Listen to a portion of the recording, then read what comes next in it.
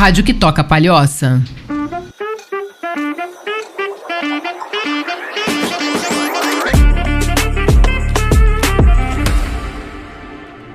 Gente, adoro essa abertura do programa. Adoro essa música, adoro essa vibe, adoro essa energia. Hoje é dia de dar uma segurada. Tudo bem contigo? Quarta-feira, 17 horas, dia lindo, dia incrível. E a gente começa o nosso podcast falando pra você que hoje é dia de dar uma segurada por aí.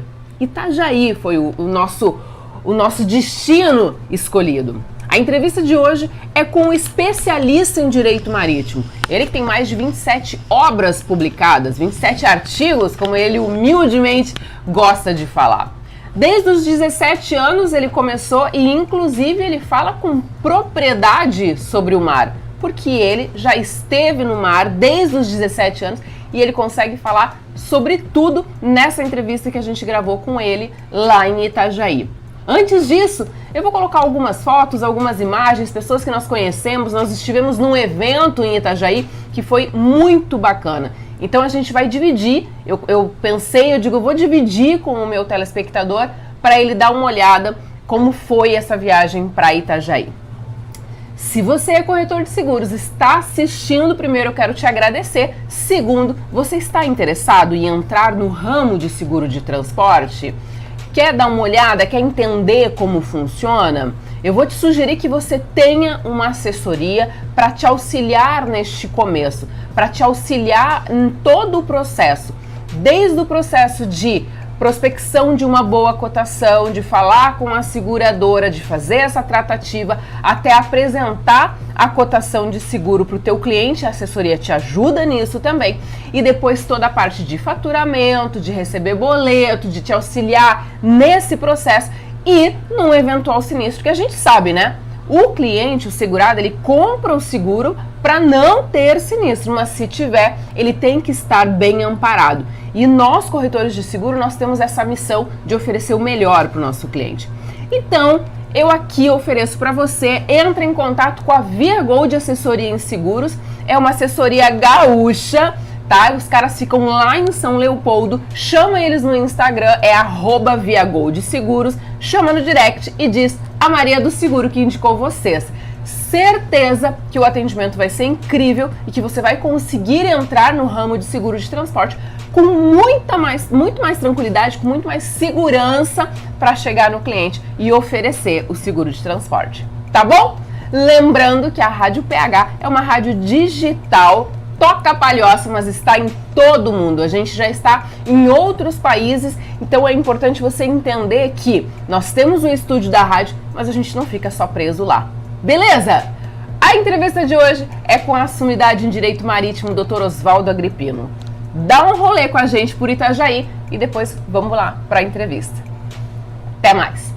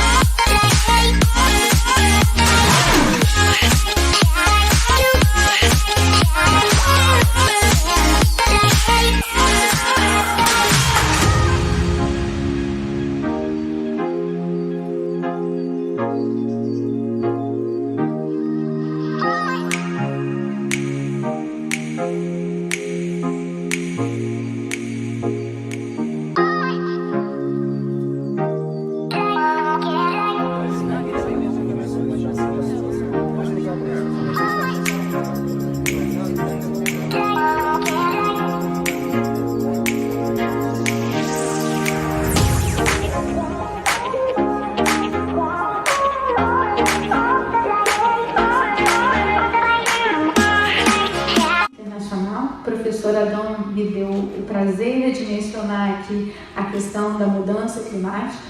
Os portos precisam inovar para adaptar suas estruturas e sobreviver. Os portos precisam inovar para poderem acolher esses transportes, esses navios que estão mudando muito rapidamente. E essa sustentabilidade, ela pode ser lucrativa para os portos. O porto ele pode inovar encontrando novas formas de business, de negócios, através das novas energias. São novas oportunidades que se abrem para os portos. E para que o porto inove, ele precisa de uma cidade de pessoas que tenham competências, que tenham conhecimentos, que sejam capazes de levar diversidade, criatividade, inovação para esse ambiente do porto.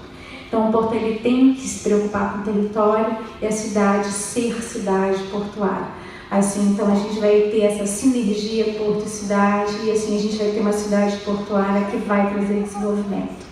Eu acho que então eu encerro com um resumo aqui do dia de hoje. Obrigada pela atenção. Boa noite. Foi feito pela organização desse terceiro Inova Portos. Só para complementar o que o professor João colocou, nós fizemos um trabalho bastante de, vamos dizer assim, de consultoria preventiva em relação a essas patentes que decorreram desse trabalho, desse projeto que foi feito.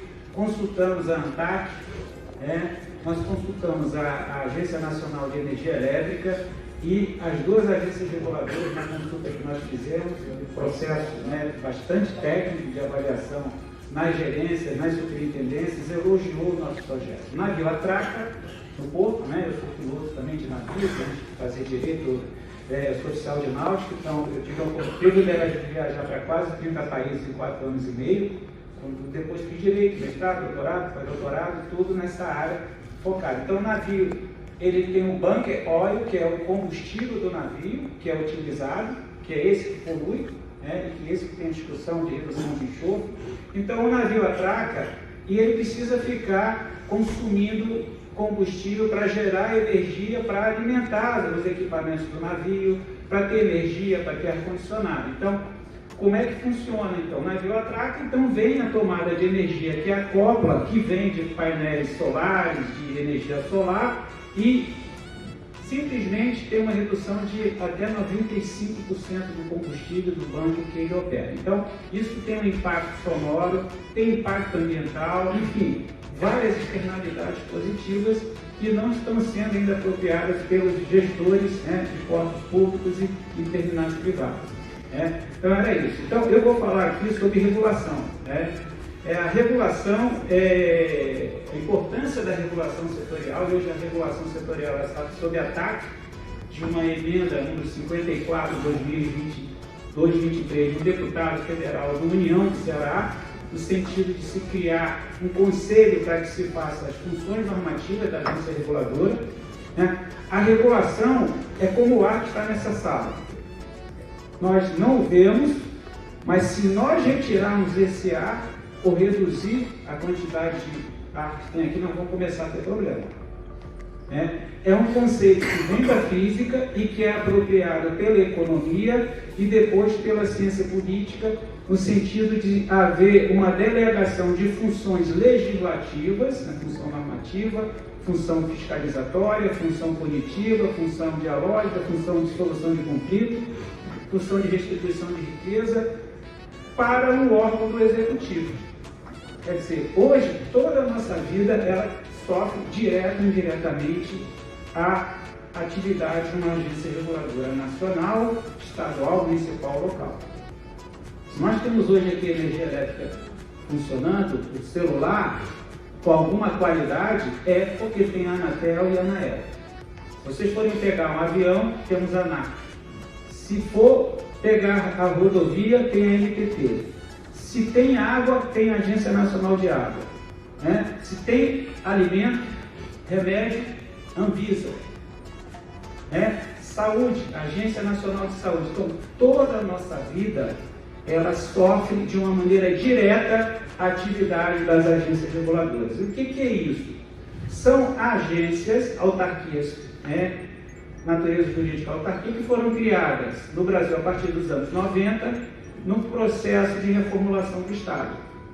E eu vou falar sobre a importância da regulação setorial independente, que no nosso setor é implementada pela Agência Nacional de Transportes Aquaviários. Nós temos aqui alguns servidores da agência de Santa Catarina, que não é porque eles estão aqui não, mas talvez seja a melhor do Brasil, né?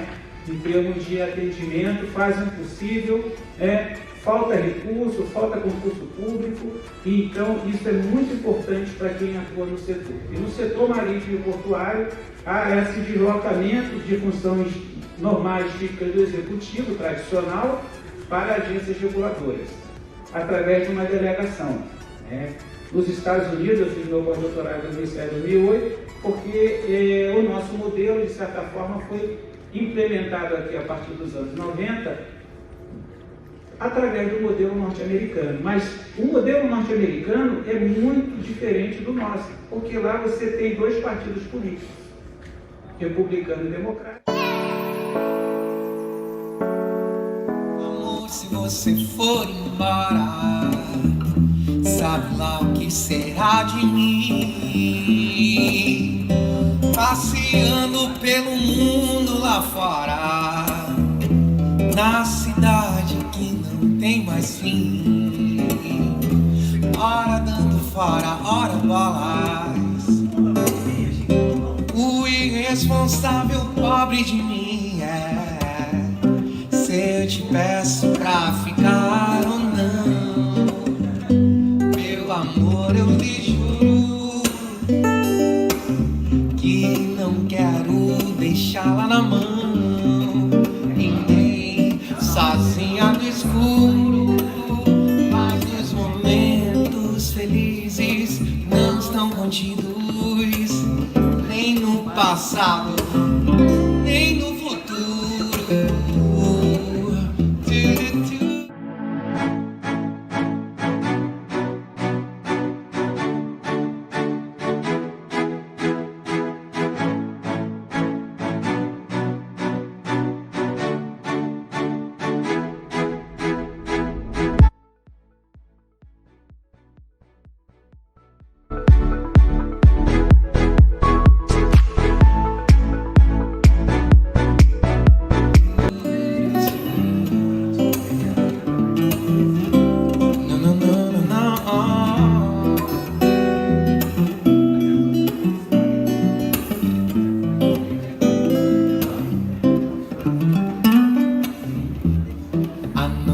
Vai ser boa,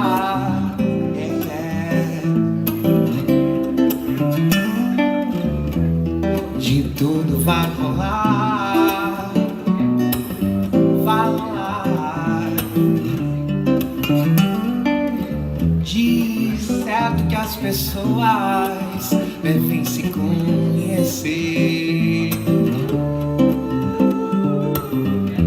se olham e se beijam numa festa genial. Na madrugada, vitrola rolando luz, tocando Baby King sem parar. Sinto por dentro uma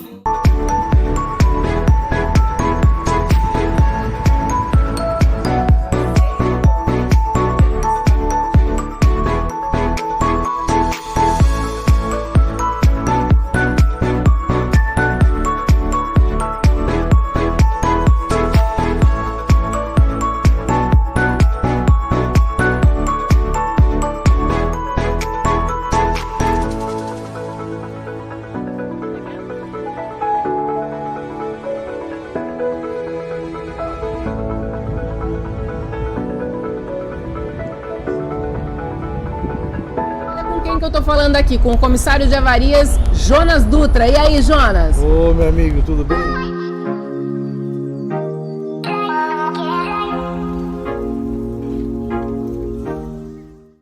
Fala, pessoas! Boa tarde! Sejam muito bem-vindos ao podcast Dá uma Segurada com a Maria do Seguro.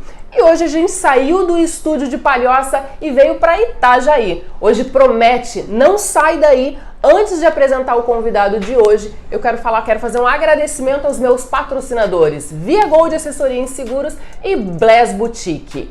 E eu estou aqui do meu lado com o Dr. Oswaldo Agrippino.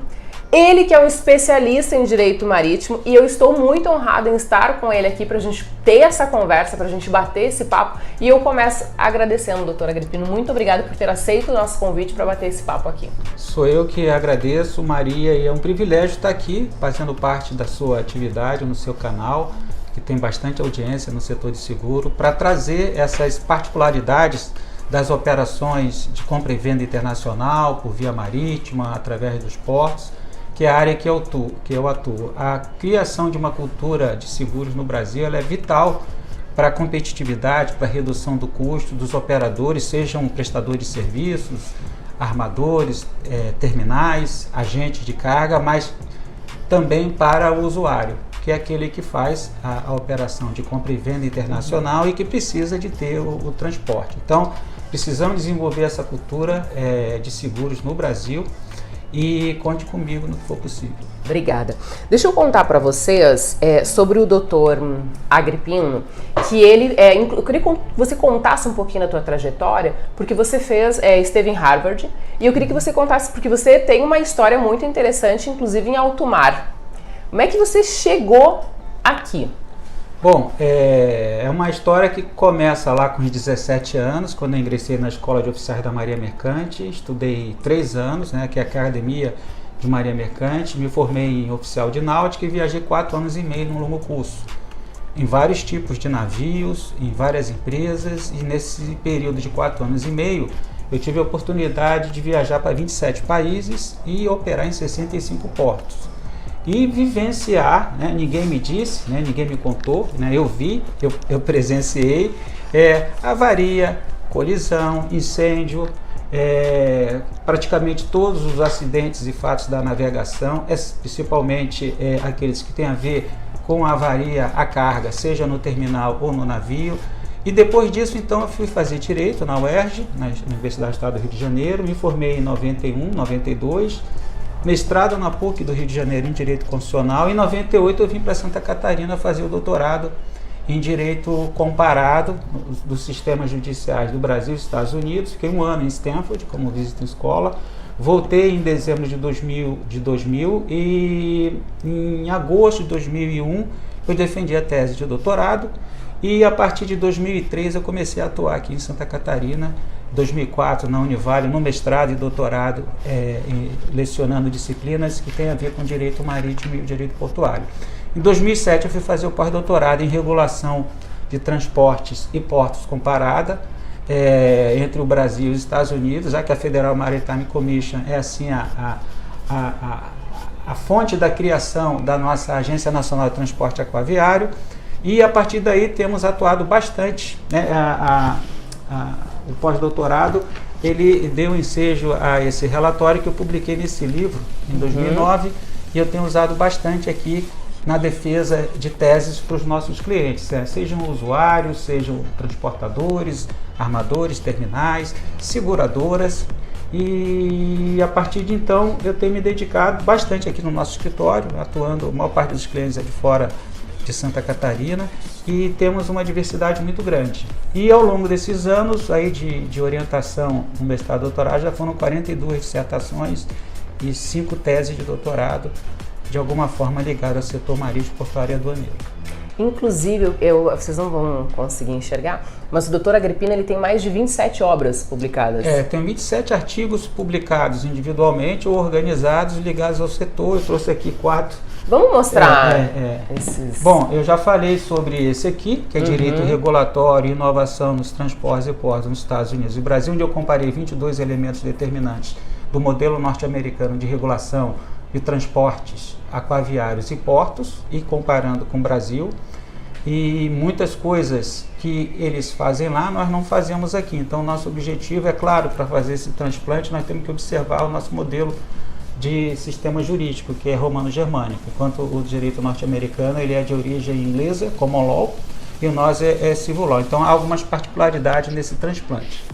E esse aqui é o Direito Portuário, a nova regulação, né? Ele foi publicado, a primeira edição em 2015, a nova Lei dos Portos já está fazendo uma década, foi publicada em 2013, eu publiquei em 2015 a primeira edição, a segunda em 2018, 2019, e como está esgotada há uns 6 meses, a editora me intimou para eu fazer a terceira edição. Pensei em manter o nome Nova Regulação, mas como é regulação dinâmica, para mim ela está sempre nova, então eu resolvi manter o título, apesar de já ter 10 anos. Então essa é uma obra. Esse aqui está saindo um novo. Vai sair até o final do ano, acredito que pela Aduaneiras. Esse aqui é um livro que é o primeiro, talvez na América Latina, tratando de um tema muito específico e muito importante, que depois eu abordarei na entrevista, a gente vai falar. Que é a limitação da responsabilidade civil no transporte marítimo.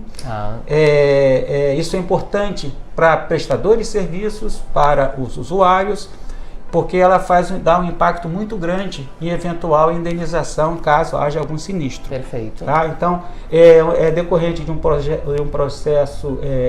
de pesquisa da CAPES, pesquisador visitante estrangeiro, com o professor Dr. Norman Martinez, que é uma autoridade no mundo sobre isso. A tese de doutorado dele foi sobre isso.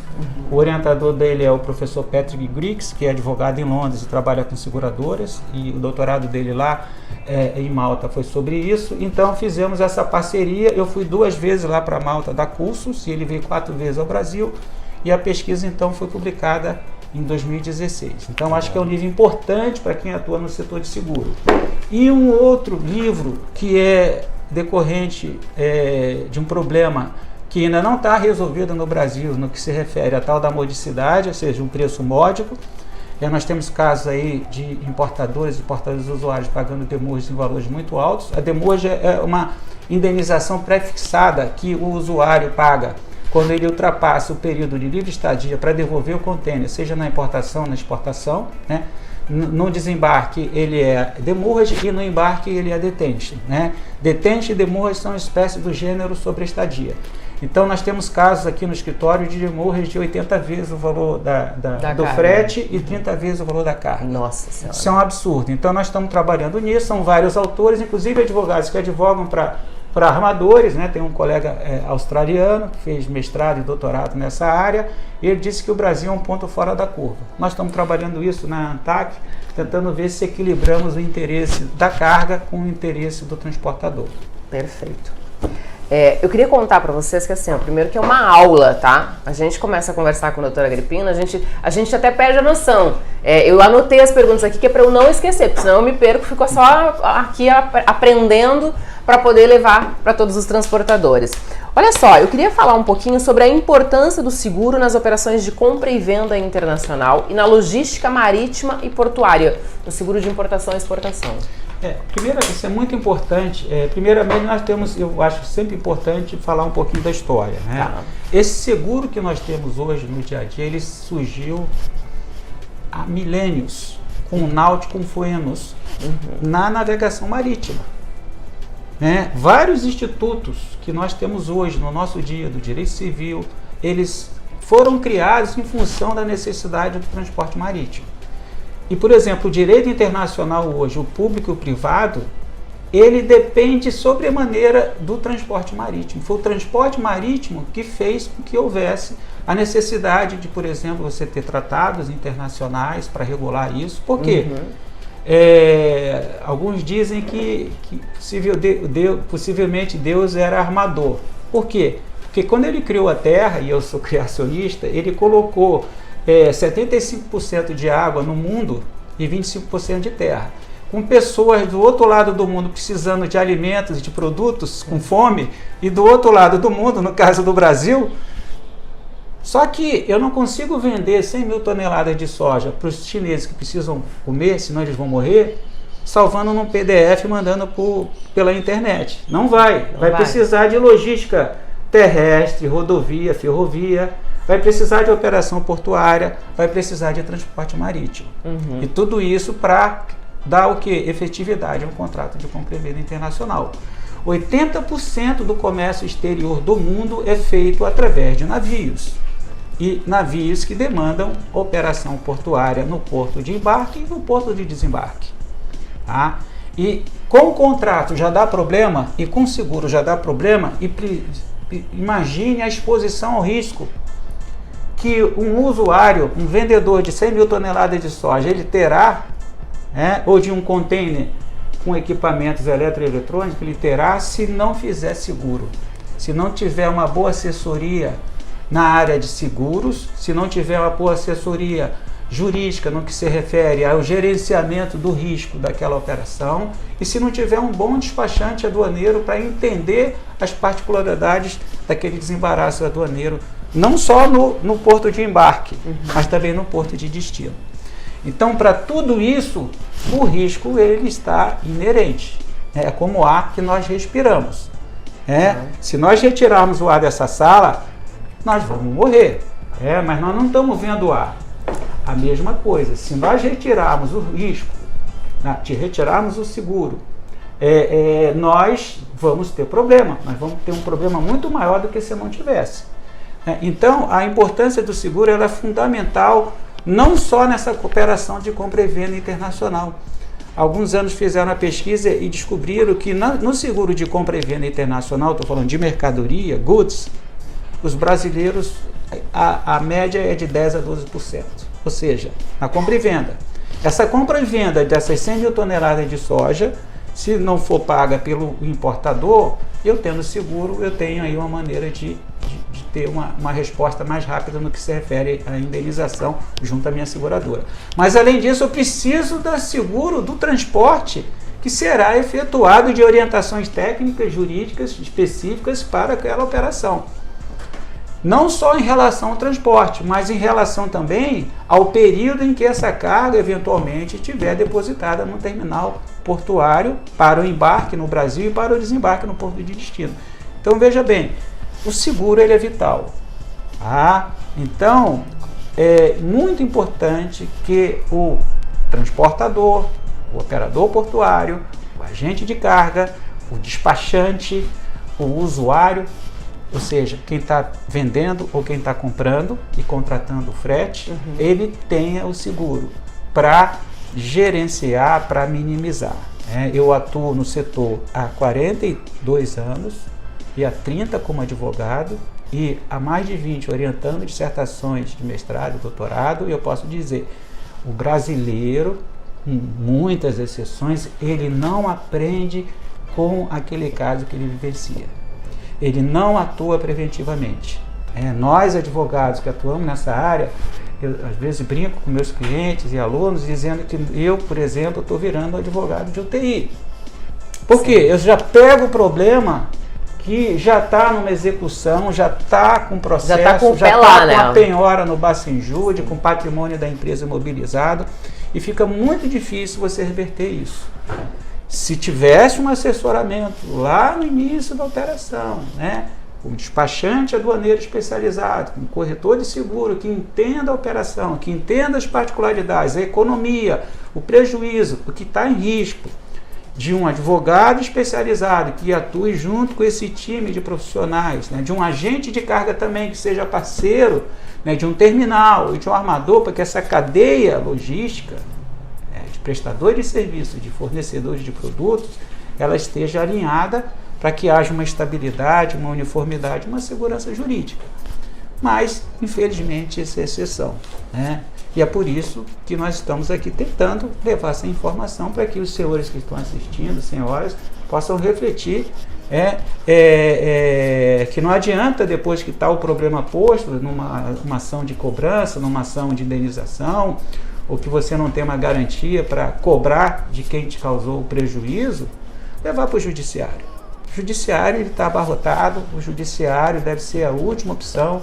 Os contratos eles precisam ser feitos com as cláusulas de mediação, de arbitragem, de conciliação, para evitar a ida ao judiciário, tentar resolver de forma extrajudicial com a outra parte, com notificação, e eventualmente, se houver possibilidade, buscar uma agência reguladora para resolver esse problema. Nós temos resolvido muitos problemas antes do judiciário, nós procuramos, inclusive, então isso é muito importante. A gente estava conversando sobre isso ontem com a doutora Agripino, e vocês têm aqui no escritório uma estratégia em que vocês evitam chegar no judiciário, né? Justamente orientar e tentar achar uma alternativa para não... Sim, é porque são duas situações. Uma situação é quando o cliente que nos procura, ele está sendo lesado. Tá. Outra coisa é quando ele está sendo cobrado por uma coisa que ele não deu causa ou por uma cobrança abusiva, isso já está judicializado. Tá. Aí, quando já está judicializado, ou seja, a outra parte, o eventual credor, ele já demandou judicialmente, principalmente se for na área marítima, questões de demurra, de armazenagem, fica difícil de reverter. Então, é interessante que ele tenha isso de forma permanente. À medida em que surgem as operações, ele já tenha lá um corpo técnico, jurídico, para analisar aquele caso e, eventualmente, orientar para pagar o que está sendo cobrado, ou, eventualmente, pedir para reduzir o valor para que se atenda à modicidade do serviço, né? Que os serviços prestados nessa área, eles têm, o prestador de serviço, quando ele tem uma outorga do Estado, através de uma agência reguladora, ele tem o dever de prestar o serviço adequado. E os serviços adequados são vários requisitos. Ele tem que ser eficiente, ele tem que ser pontual, ele tem que ter regularidade, ele tem que ter previsibilidade e ele tem que ser eficiente, tem que ser módico. Eu posso ter um serviço eficiente, com previsibilidade, com pontualidade, com regularidade, ou seja, o navio vem a cada 7 dias, enfim, mas aquele valor é absurdo, é um valor imódico. Então ele não atende às condições, todas elas, não é só uma, duas ou três, mas tem um conjunto, eu citei aqui algumas, do serviço adequado, que é um direito constitucional do usuário, do consumidor, que algumas vezes vem sendo sonegado por parte de quem tem o dever de prestar o serviço adequado. E aí, nesse caso aí, é possível se buscar através de uma notificação ou eventualmente de uma denúncia no órgão regulador, que haja ali, né, um equilíbrio entre esse interesse da carga e do prestador de serviço. Perfeito. Eu queria, você mostrou o livro, se você consegue pegar o segundo livro ali, por favor? A gente estava falando sobre a limitação da responsabilidade civil no transporte marítimo.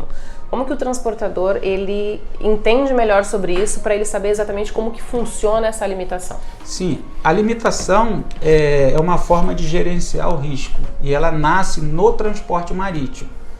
Quando houve a invenção da máquina a vapor e a utilização dela para ser usada no transporte marítimo, os navios que eram a vela, que transportavam uma quantidade de carga X, com o uso da máquina a vapor nos navios, a quantidade de carga aumentou muito.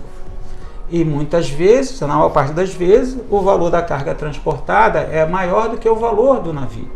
Então, se eu tenho um navio lá no século XIX que transportava 5 milhões de libras em carga e ele custava 1 milhão, se esse navio eventualmente tivesse uma colisão ou viesse a naufragar, o proprietário do navio faliria. Sim. Então, os armadores, eles se organizaram e começaram a fazer com que os estados, né, e depois isso através de convenções, regulassem essa matéria, criando o Instituto da Limitação da Responsabilidade Civil. E essa criação da limitação da responsabilidade civil, são várias convenções internacionais, ela migrou para o direito doméstico dos países. Nós temos ela no Código Civil, nós temos ela em legislação IVA constitucional, além do Código Civil, né, na Lei do Transportador Multimodal, e nós temos elas em convenções internacionais também.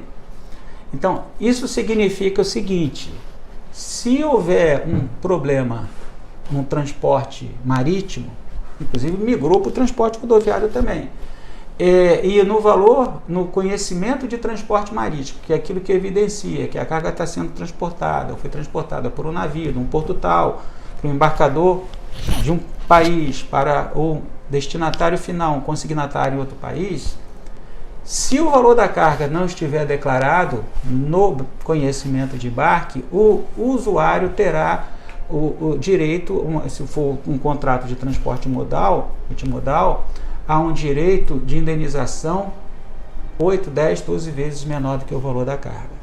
Então, é importante que se analise isso quando for o usuário fazer as cotações, que ele verifique, né, a possibilidade de ter informação de uma cotação com o valor do carga real no BL.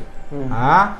e também sem o BL, porque é possível que o transportador ele coloque valores diferentes de frete. Aí ele tem que analisar, né, com a sua equipe, qual é a melhor forma de cotação, a melhor forma de fazer aquela operação. Porque se não estiver o valor da carga declarado no BL, a indenização eventual, se ele tiver um problema, e mesmo para a seguradora, as seguradoras têm que observar isso, as seguradoras de transporte, têm que observar se aquele segurado está fazendo a operação com o valor da carga declarado.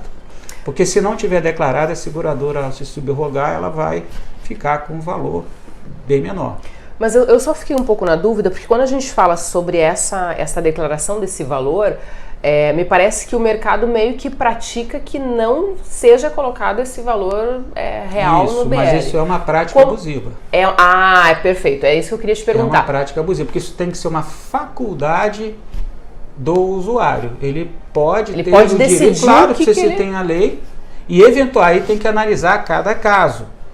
Por exemplo, na área marítima e portuária, não tem essa questão de fazer modelo, não existe. Cada caso é um caso. Tem que ser olhado de acordo com os fatos, com os fundamentos, com as particularidades daquela operação. Então, tem que ser analisado, porque se eventualmente houver uma obrigação, uma pressão do transportador para que se transporte sem o valor da carga declarado, tem que analisar, porque eventualmente pode ser uma infração administrativa. Aí caberia providências aí nos órgãos competentes, tá? Porque é uma prática abusiva, tem que ser uma faculdade. Eu queria que você comentasse para os nossos telespectadores o que você sugere que eles avaliem na hora que eles forem contratar apólices de seguro. Se você pudesse dar uma dica, a gente estava comentando antes que o brasileiro ele não tem uma cultura do seguro, ele não age de forma preventiva, né? Depois ele vai lá para remediar. Você comentou o exemplo do quando eu já tá na UTI, já tá quase lá, chamam a gente. Se você pudesse dar essa dica, eu como corretora de seguros, eu tenho essa preocupação de poder levar a orientação correta, completa para os clientes, né? Então assim, como que funciona? E eu falo para os clientes não só dos direitos que ele tem, como dos deveres, porque claro, tem tudo. De mão dupla. Exatamente. Se você pudesse dar essas dicas, se você pudesse dizer quais são os pontos que ele tem que tomar cuidado, do começo ao fim da operação dele, o que você diria para esses transportadores?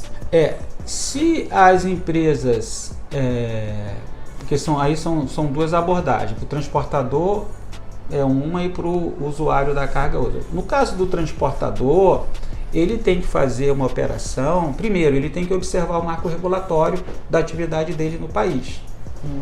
Nós temos aí normativos da SUSEP, nós temos jurisprudência dos tribunais, nós temos normativos das agências reguladoras, enfim, ele tem que analisar as normas, ou seja, o direito e a jurisprudência, para que ele também possa verificar, no caso do transportador, qual é o limite do que ele pode inserir eventualmente no contrato em relação à prestação de serviço com o usuário. E a mesma coisa o usuário, mas no caso do usuário, ele precisa verificar se aquele prestador de serviço, ele é um bom prestador de serviço.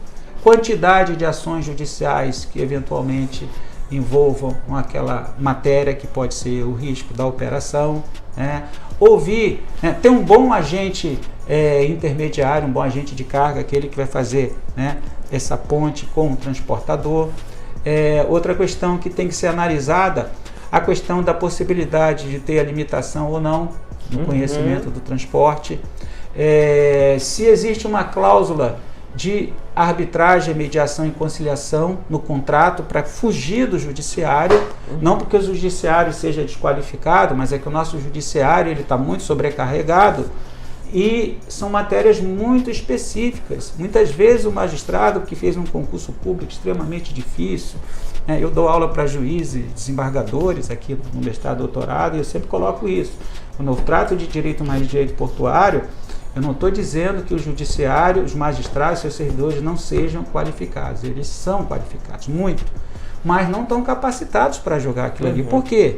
Eu, em 2010, 2012, 2013, orientei uma dissertação de mestrado em Poder Judiciário na FGV do Rio, de um comandante de marinha mercante, o comandante Wellington Beckman, e a pesquisa foi sobre o poder judiciário diante dos desafios do pré-sal e do comércio internacional. E o que o Beckman fez? Qual foi a evidência? Qual foi a fonte de pesquisa? Ele pegou as provas de ingresso da magistratura federal estadual do Rio de Janeiro e do Espírito Santo, de 2010, 2009, 2010, 2011. Por que Espírito Santo e Rio de Janeiro? Porque é ali que tem o pré-sal. E ele procurou identificar se nessas provas de ingresso para a magistratura e nos conteúdos da disciplina das escolas da magistratura, que é um curso de especialização que os candidatos muitas vezes fazem antes de ingressar, se havia questões envolvendo direito do petróleo, direito marítimo, direito portuário, direito aduaneiro. Não havia nenhuma questão. Nem questão nas provas e nem nos conteúdos das disciplinas. Então, como é que esse magistrado federal, estadual, ao ser demandado por uma indenização, que houve lá uma colisão de uma embarcação com uma plataforma de petróleo, com incêndio, explosão, vítima, poluição ambiental, como é que esse magistrado ele vai jogar esse problema, esse caso? Então, eu não estou falando, essa não é uma opinião minha, eu estou falando com base em evidências, está comprovado. Então eu sempre falo isso para os magistrados, né? Já dei palestra para ministro do STF, para STJ, eventos fechados, e eu sempre coloco, a magistratura brasileira, ela não está, não é porque é uma deficiência, porque ele não vê isso na graduação. Então como é que aquele magistrado que está na banca, ele vai exigir uma coisa do candidato que ele não sabe? Sim. E por isso que no mundo, né, onde o ambiente de negócios ele protege de certa forma mais a segurança jurídica e tem uma proteção, esses tipos de casos eles são resolvidos com uma cláusula de mediação, conciliação e arbitragem. Eventualmente, se tiver um problema em relação à interpretação daquela arbitragem ou daquela mediação, vai para o judiciário. O nosso judiciário, o nosso STF, o nosso STJ deu as melhores decisões do mundo. Ele é amigo da arbitragem. Por quê? Ajuda a resolver a pauta de processos. Né? Nós temos aí 112 milhões, 115 milhões de processos para 17, 18 mil magistrados e sem essa formação especializada. E, eventualmente, também é importante verificar como é que o judiciário está decidindo aquele problema que você coloca no contrato. Tá? Porque se ele então, não tem esse conhecimento, é um pouco complexo, difícil, né? Mas é difícil. Então, felizmente, aqui no escritório, nós atuamos, vamos dizer assim, que 50% dos casos nós resolvemos fora do judiciário. Evita mesmo chegar na... E evita o estresse, né, do processo no judiciário, a possibilidade de ter vários anos. Por exemplo, eu estou com um caso agora que começou em 2006, agora que eu estou... É moroso demais, né? Estou resolvendo o problema do alvará para pagar a indenização para o cliente, enfim, honorário de 2006, nós estamos em 2023, então não dá para guardar, tem que tentar resolver. E a arbitragem, mediação no Brasil, nós temos bons profissionais, eventualmente tem ali um outro problema, mas no geral é muito melhor do que deixar esse risco, esse problema ser levado para o judiciário. Perfeito. A gente estava comentando também, antes de entrar aqui no ar, a respeito da importância dos usuários, do transportador, do usuário, ele contratar o seguro. A gente comentou assim, contrata com um corretor de seguros, e aí a gente estava falando sobre isso. Qual que é a tua visão sobre contratar com um corretor de seguros? Não basta ter o corretor de seguros. A maior parte eles fazem a contratação sem o corretor, mas tem que ser um corretor que entenda a complexidade, o risco daquela operação. Seja o corretor para o prestador de serviço, seja o corretor para o usuário. Ele tem que entender as particularidades, analisar, eventualmente submeter a um advogado para que aquela operação ela seja da melhor forma possível protegida pelo seguro. E muitas vezes a seguradora ela tem que fazer ajuste naquela cláusula padrão, que é a regra e tal, em função de uma novidade, de uma necessidade, uma demanda específica do mercado. E quem é que tem melhor experiência para fazer isso? É o corretor de seguro. Né? Eu, por exemplo, o seguro do meu carro, que eu tenho, já tenho um carro há mais de 40 anos, né? Estou com 59, meu primeiro carro eu tinha 18 anos. Então, quando eu estava no Rio, tinha um corretor específico que todo ano fazia, aqui em Santa Catarina também. Então, assim, às vezes muda até a seguradora, quando aquela seguradora, em função de um problema do mercado, né, que não atendeu, ele consegue um melhor preço, né, uma melhor cobertura, enfim. É o corretor, né? Você não vai brigar com ninguém, você tem que ligar para o seu corretor quando tem um problema. Perfeito. Eu também gosto muito de falar sobre esse tema, chamar atenção sobre isso, porque quando a gente fala do corretor, eu acredito que cada vez mais o mercado vai se especializando. Então tem o corretor que ele é especialista no auto, ele entende muito sobre o automóvel. A gente tem hoje corretores especialistas no ramo de saúde, de benefícios, e a gente tem corretores também especialistas nessa área do transporte. E o transporte, ele tem muito detalhe, né? Ele é muito técnico. Então, existe uma chance muito grande daquele corretor que se especializou no auto, ele não conseguir entregar a contento o seguro de transporte. Então, eu acho que é importante também ele enxergar assim, o automóvel é uma coisa, o transporte é outra, e ele tem que ter um corretor que... E aí tem uma particularidade do mercado de seguros marítimos, é que os transportadores, eles se organizam em entidades que são a seguradora deles mesmos. Quer dizer, eles mesmos se organizam em clubes, que é os clubes de P&I, Protection and Indemnity, que fazem o seguro deles, do transporte dele, da operação deles, né? Nós temos isso já há bastante tempo no mercado de transporte marítimo. O segurador, o transportador, ele tem o seguro dele. E geralmente são muito eficientes quando tem problemas com tripulantes, né? Eles conseguem, de uma certa maneira, equilibrar esse interesse entre aquele que foi prejudicado e o gerenciamento do risco da operação dele com o menor impacto possível. Eu estava lendo um artigo que o senhor escreveu, que fala sobre cautelas nos seguros de responsabilidade civil de transporte rodoviário de carga. Eu estou puxando um pouco para o meu assado, porque eu sou muito dessa área do rodoviário. O que você entende sobre cautelas? Assim? O que você chamaria a atenção nessa parte de cautelas? Cautelas, eu diria, por exemplo, você, como eu já disse, você vai transportar a carga numa transportadora rodoviária, você primeiro tem que conhecer a transportadora rodoviária, né? Como é que é o mercado, outros usuários que efetuaram o transporte naquela seguradora e que teve, né, um sinistro. Se aquela seguradora ela tem equipamentos de segurança, de proteção, né, dependendo do tipo da carga, do valor, né? Se essa transportadora ela tem demandas no judiciário, qual tipo de demanda, quando tem problema, se ela paga. Se essa seguradora, se essa transportadora ela admite, por exemplo, a inserção do valor da carga no transporte, do conhecimento de transporte, do transporte multimodal. Porque veja bem, aí é uma particularidade. A legislação, o Código Civil protege, tá? De certa forma, o usuário, quando tem um problema, ao valor que está no conhecimento de transporte, seja no caso aqui, de uma maneira geral, mas ali o Código Civil ele é genérico. Aí você tem a legislação especializada, né? O ideal é que também esse transporte ele seja um transporte multimodal. E aí existe uma diferença entre o transporte multimodal e o transporte unimodal e o transporte intermodal. O transporte multimodal é aquele em que o transporte é feito por um operador único, utilizando um ou mais tipos de transporte. Por exemplo, transporte rodoviário aéreo. Se ele for somente o transporte rodoviário, ele é transporte unimodal.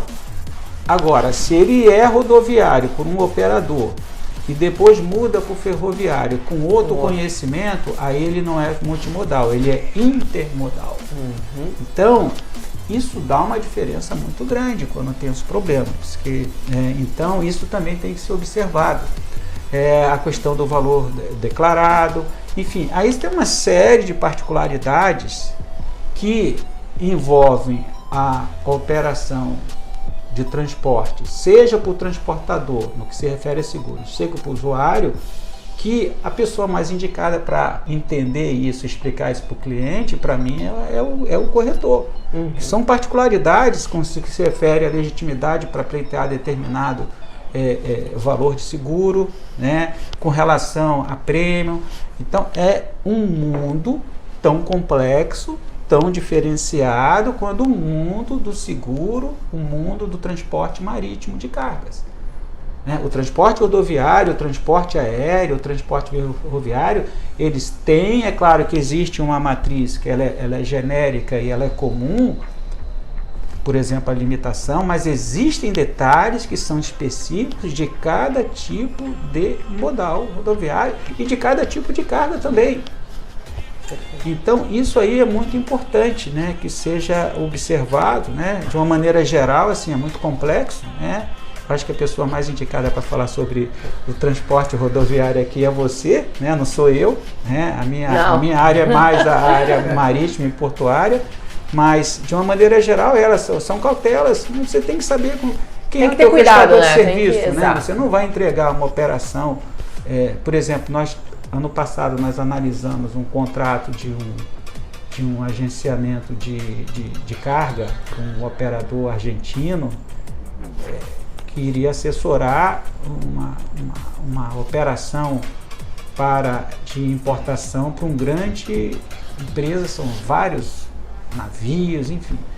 Só que as cláusulas do transportador marítimo em relação a gente são cláusulas extremamente leoninas. E aí, depois de nós discutirmos durante um mês, com a equipe vai e volta, nós chegamos à conclusão que não seria um bom negócio para aquele agente de carga operar com aquele transportador nessa operação.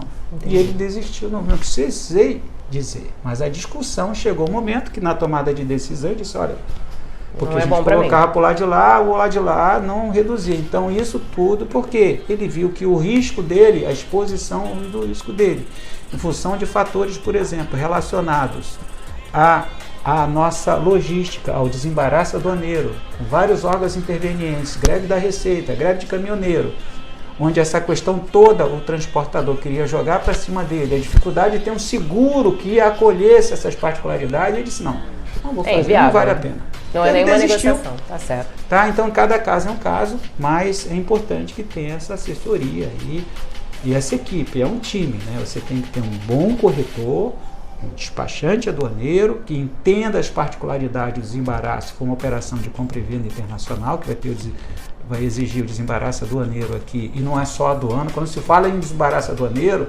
todo mundo fala que é só aduana, não. Dependendo do tipo de carga, eu tenho um mapa, eu tenho Anvisa, enfim.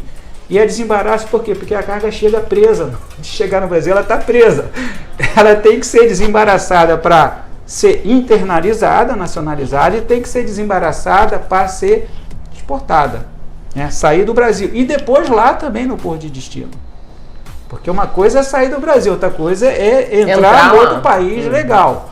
E nisso aí, se você não tiver uma cadeia de profissionais, como eu já disse, agente de carga, despachante aduaneiro, corretor de seguro, advogado, enfim, são vários atores alinhados, o risco é muito grande. Se torna inviável. Doutora Agrippino, estamos chegando ao final do nosso podcast. Eu quero mais uma vez agradecer a sua presença aqui, ter aceito a gente bater esse papo. E aí eu queria que você, como que as pessoas encontram você, como que elas entram em contato com o escritório? Olha, nós temos o site www.agripinoeferreira.com.br, temos um blog, temos Instagram e tem um telefone do escritório que é 047 3349 2623. Tá? Vamos de novo, 047 3349 2623. 2623. Perfeito, então. Doutora Agrippino, eu queria agradecer, muito obrigada pela sua presença aqui, por esse bate-papo que foi incrível aqui para os nossos telespectadores. Quero agradecer aos meus patrocinadores, Via Gold Assessoria em Seguros e Bless Boutique. E não esqueça, o podcast Dá Uma Segurada, ele vai passar sempre na Rádio PH, fica gravado o programa, fica disponível para você lá no YouTube. Você coloca na barra de pesquisa Rádio PH, vai na playlist do podcast Dá Uma Segurada e você vai encontrar o nosso programa, tá bom? Doutora Agripino, muito obrigada. Não sei se você quer deixar uma mensagem aqui. Muito obrigado a todos, obrigado Maria, e nós estamos à disposição aqui no escritório de Santa Catarina para atendê-los. Já foi dado o site ali, temos o e-mail também, ficamos à disposição. E pensem nisso, procure gerenciar o risco de vocês para não ter problema. E a atividade securitária ajuda muito com um bom corretor e uma equipe de profissionais, como eu já coloquei na entrevista. Perfeito, obrigada. Pessoas, muito obrigada, um grande beijo e até a próxima. Pessoas, chegamos ao fim, eu espero muito que você tenha gostado, espero que você tenha curtido a entrevista de hoje, espero que você tenha curtido esse giro que a gente deu por Itajaí, que a gente dividiu contigo. Esse é o Dá Uma Segurada Por Aí, onde eu entrevistei o Dr. Agripino, ele, que é um especialista em direito marítimo, uma sumidade, e a conversa com ele foi incrível, tá? Se você ainda não está seguindo a Rádio PH, se você ainda não se inscreveu no YouTube, por favor, se inscreve. Além do podcast Dá Uma Segurada, tem uma série de outros podcasts que vão te enriquecer com certeza. E se você ainda não segue a Maria do Seguro, esse é o momento. Estamos no Instagram, no Facebook, no YouTube e no LinkedIn, tá bom? Se tiver alguma dúvida, alguma informação que você precise ou até mesmo uma cotação, pode me chamar no direct, por exemplo, do Instagram e dizer: ô Maria, eu preciso de uma cotação. Bora lá? É isso. Um grande abraço, fica bem, fica com Deus e até a próxima.